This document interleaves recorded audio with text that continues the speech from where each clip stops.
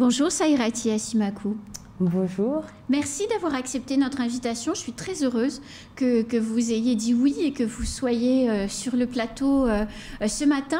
On va parler de votre ouvrage que vous avez amené Oui. et qui s'intitule « Ose et ça ira ». Qu'est-ce qu'on retrouve dans cet ouvrage, Saïrati ? Alors, Ose et ça ira, c'est un livre autobiographique dans lequel je raconte mon parcours de jeune fille, d'enfant violentée, surtout violée par mon géniteur.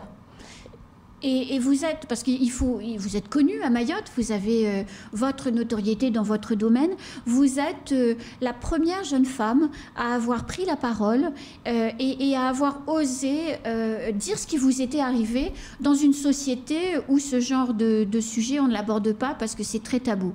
Pourquoi vous avez choisi à un moment donné, pourquoi vous avez eu le courage de prendre la parole et de raconter ? Parler, pour moi, a été vraiment une question de vie ou de mort. C'est-à-dire qu'à un moment donné, je ne supportais plus le silence. Le poids des non-dits a été tellement violent pour moi, que ce soit émotionnellement, psychologiquement ou encore physiquement, qu'un jour, j'ai décidé vraiment de me sauver. Donc j'ai choisi de vivre en libérant ma parole. Et vous avez pris la parole comment ? Sur les réseaux sociaux ? Comment vous avez libéré cette parole ? Alors, cette parole, en vérité, a été faite en plusieurs étapes, mais vous aurez l'occasion de le savoir et de comprendre un peu plus en achetant ce livre, évidemment.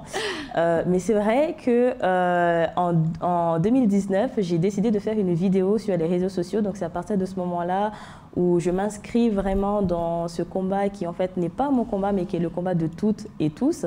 Parce qu'on parle de livres, mais en fait, c'est vraiment des questions de société qui n'incombent pas seulement la société mahoraise, mais qui aujourd'hui s'inscrit aussi sur notre territoire, parce que parler, ça sauve. On se sauve en parlant, et pas seulement en parlant, mais aussi en étant entendu. Saïrati, vous avez créé peu de temps après cette vidéo et le mouvement de sympathie qu'il a généré à votre endroit. Vous avez créé une association. Quel est son but aujourd'hui à cette association ? Alors, on a créé l'association Subutu Hedzejilaho, Ose libérer ta parole, qui est une association qui a pour objectif d'accompagner les personnes victimes, non seulement à se reconnaître en tant que personne victime, mais aussi à comprendre qu'on a le droit de parler et que ce droit-là, on choisit à quel moment est-ce qu'on veut parler, quand, comment, où, et surtout comment est-ce qu'on fait pour se faire accompagner aujourd'hui à Mayotte avec toutes les difficultés qu'on sait sur l'accompagnement social et thérapeutique qui existe sur notre territoire. Alors aujourd'hui, vous vivez à Reims, non pas que vous ayez fui Mayotte, loin de là, vous faites vos études, vous poursuivez vos études à Reims. Vous apprenez quoi ? Alors, pour revenir rapidement au fait que je ne fuis pas Mayotte, il est vrai que j'ai fait le choix aussi de partir à un moment donné pour me sauver. Donc, c'est vrai, j'avais fait le choix de fuir aussi Mayotte. Mais aujourd'hui, je fais un master intervention et développement social parce que j'aimerais vraiment asseoir ma légitimité sur cette question. Je ne parle pas de ce sujet uniquement parce que je suis, surtout que j'ai été victime, mais j'en parle parce que si je me forme à côté pour avoir les connaissances nécessaires et espérer accompagner au mieux les personnes qui viennent vers moi. Un retour à Mayotte après votre qualification, quand vous aurez votre diplôme ? J'espère, en fonction des propositions professionnelles que j'aurai, bien évidemment. Aujourd'hui, votre association, elle accompagne combien alors, je ne sais pas si on doit parler de victimes ou de familles, puisque souvent on ne vient pas tout seul. Alors, ça dépend. En fait, là, aujourd'hui, par exemple, on est à une cinquantaine de personnes. Mais c'est vrai qu'il est encore compliqué d'accompagner dans la globalité la personne victime, c'est-à-dire la personne victime et son entourage. Bien souvent, malheureusement, on a les personnes victimes qui viennent et puis après, il faut du temps pour pouvoir inscrire la famille dans ce schéma thérapeutique. Parce que souvent, quand on parle d'inceste, forcément, l'agresseur est dans le cercle familial. Le fait de, plus ou moins proche, hein, évidemment, le fait de prendre la parole, ça fait exploser les familles un peu, non ?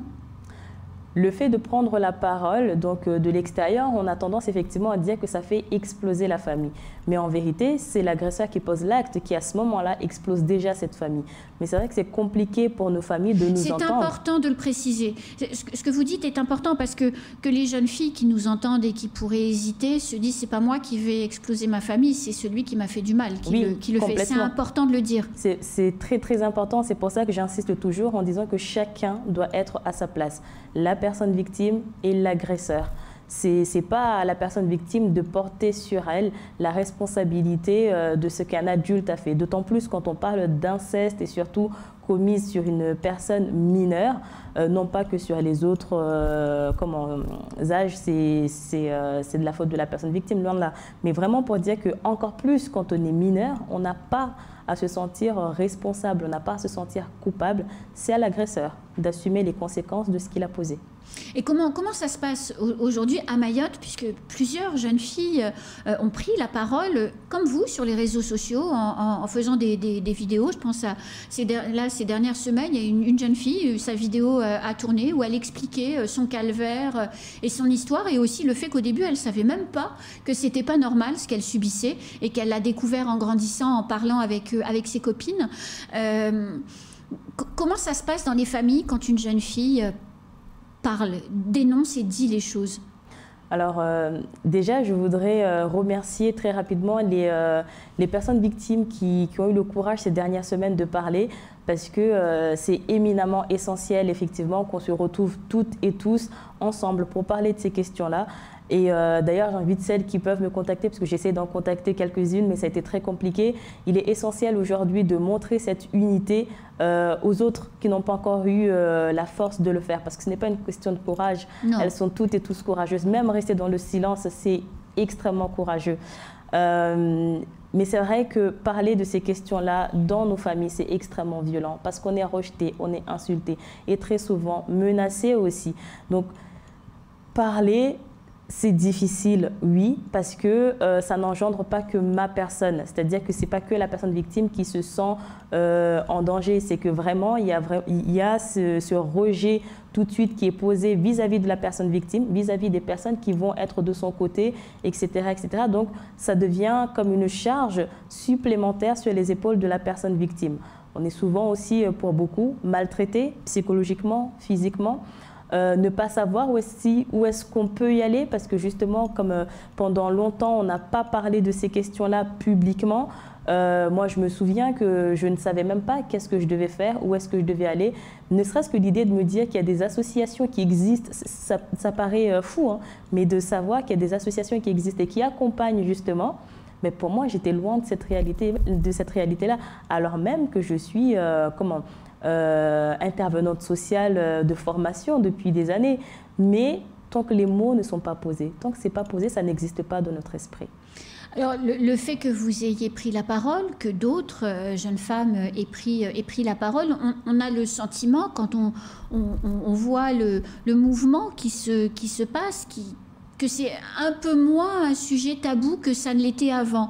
Est-ce que le nombre en fait d'histoires et de cas racontés, il y a eu aussi des livres de jeunes filles qui ont raconté leur histoire. Est-ce que tout ça, ça va conduire à faire changer la société, à aider justement à être, comme vous le disiez, on est rejeté, on peut être rejeté quelquefois, à garder finalement tout de suite après avoir parlé cette forme de dignité dont on a besoin pour vivre? Totalement.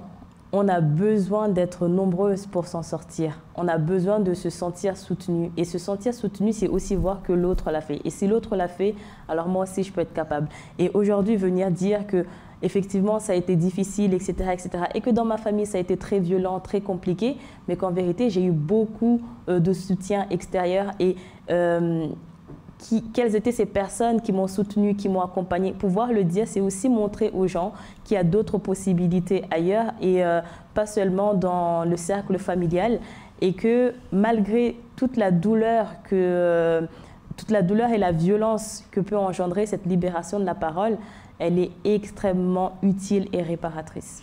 Dans votre ouvrage, donc vous disiez tout à l'heure, vous avez vous racontez votre histoire, vous racontez le moment où vous prenez la parole et tout ce qui se passe derrière. Je vais acheter le livre, qu'est-ce que je vais lire dedans? Alors dedans, non seulement je parle de ce que j'ai vécu, déjà comment est-ce que moi je l'ai senti dès le départ, c'est-à-dire en tant qu'enfant. J'explique pourquoi est-ce qu'aujourd'hui pour moi ça a été c'est essentiel de le transcrire et de l'écrire. C'est non seulement, ça fait partie de mon chemin de réparation, mais c'est avant tout et surtout le devoir de mémoire que je dois à mon enfant. Parce qu'on le sait, le silence, ça favorise la répétition. Et je me suis dit, moi, à mon niveau, qu'est-ce que je peux faire pour empêcher justement que ça se reproduise, en tout cas à mon échelle? Eh ben, c'est le dire. Et ce n'est pas juste le verbaliser, c'est aussi à un moment donné le poser noir sur blanc. Qu'un jour, mon enfant puisse le lire et qu'il comprenne, qu'il sache là où est-ce que maman est tombée et à quel moment est-ce que ça a été compliqué et comment est-ce que je me suis relevée de tout ça. C'est vraiment ce qu'il y a dans ce livre. Et puis, comment est-ce qu'aujourd'hui je me sens? Qu'est-ce que cette libération de la parole m'apporte aujourd'hui en tant que personne et en tant que femme? Où est-ce qu'on peut le trouver, ce livre, Sahirati? Alors là, pour le moment, le livre, en tout cas sur le territoire, est disponible uniquement en ligne, mais très rapidement, ça va être disponible dans les librairies. Donc on peut l'acheter sur Amazon, on peut l'acheter, surtout la FNAC, en tout cas les sites en ligne qu'on utilise régulièrement et que nombreux sont aussi les personnes qui habitent à Mayotte qui achètent sur ces sites-là. C'est ça. Et en attendant, demain, on aura un événement à l'hôtel Le Caribou, justement. Qui est votre partenaire et qui vous soutient dans votre projet? C'est ça, complètement. Donc l'idée, effectivement, c'est non seulement de parler de ces questions-là, mais justement de pouvoir débattre autour de la question de l'inceste, des violences sexuelles. Et puis, qu'est-ce qu'on peut mettre en place? Parce qu'on aura tous nos partenaires institutionnels et associatifs, tels que la délégation régionale aux droits des femmes et à l'égalité, l'agence régionale de santé ou encore la commune de Mamoudzou qui nous soutient, commune de Ouangani. Enfin, voilà, on a la société CLAP Production. Vraiment, c'est vrai qu'aujourd'hui, c'est devenu un mouvement de société posé puisqu'on a plusieurs personnes qui accompagnent et qui soutiennent et qui montrent, qui prouvent la nécessité qu'il y a à participer au changement et qu'il n'y a pas besoin d'être uniquement victime pour parler de ces questions-là. Et cette manifestation au Caribou, c'est à quelle heure? Alors, on a la conférence de presse à 9 h demain matin et puis l'après-midi, donc l'accueil du public et notamment des différents professionnels se fera à partir de 13 h. Au Mermoz? C'est ça. Donc tout le monde peut venir quand on a envie de vous entendre, quand on a envie de vous poser des questions, quand on a envie d'entendre les autres professionnels parler, on peut venir demain au Mermoz.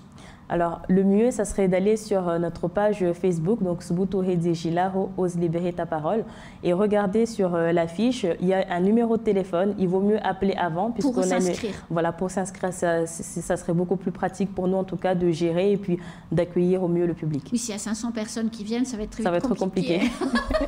Merci beaucoup, Sahirati, d'être venue ce matin, d'avoir apporté votre témoignage. Merci d'avoir aussi écrit ce livre et d'accompagner toutes les jeunes femmes qui sont en difficulté et en souffrance en les convainquant d'aller mieux et de parler. Bah écoutez, merci à vous. Et puis, je tiens quand même à souligner encore une fois que justement, ce n'est pas une question que de Mayotte. D'ailleurs, dès la semaine prochaine, je pars pour une tournée sensibilisation à l'île de la Réunion pour parler de ces questions-là. Donc, ça sera porté par l'association C'est Vif à la Réunion et puis évidemment par la maison d'édition La Plume et le Parchemin. Merci beaucoup, Sahirati. Merci à vous, au revoir. C'est la fin de ce temps de parole. Tout de suite, la suite de nos programmes.